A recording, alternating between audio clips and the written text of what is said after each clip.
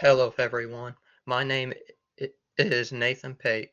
Sometimes in life we don't prepare ourselves about the harsh dangers that come near our way. We tend to think they will just pass on their own. I bet there's a lot of people here today who have had an experience with not being prepared for a hard time that has come in your life. Some people that I know knew that something was about to come, but they didn't even do anything about it. This can be whether you were preparing for a harsh and difficult weather or something different, like trying to prepare for a big ball game that is coming up. You see, over the years, I have generally thought about this idea and how it can be important in people's lives. Like I said before, sometimes in life we don't prepare ourselves for the harsh dangers that come near our way. We tend to think they would just pass. This is why today I am going to give two examples on how these people did not prepare for the dangers that were coming. One's me. The first example I will talk about is from the Aesop fable called The Pan and the Grasshopper.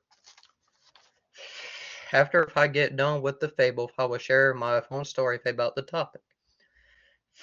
In the Aesop tale that was modified on September 23rd, 2020, it tells the story about a grasshopper that was delusional for the harsh weathers that was about to come, but also about an ant that was wise and was already prepared for the danger ahead. The fable the fable starts off in the summer on a beautiful field day with a grasshopper hopping and wandering about and stops to look at the ant. Then the grasshopper walks up to the ant that was gathering up corn and taking it back where he stayed. The grasshopper walks up to the ant and starts to speak. The grasshopper asks the ant, "Why don't you come hop with me instead of toiling and moiling in that way? What are you doing that for?" The grasshopper then says, "Why bother about the winter?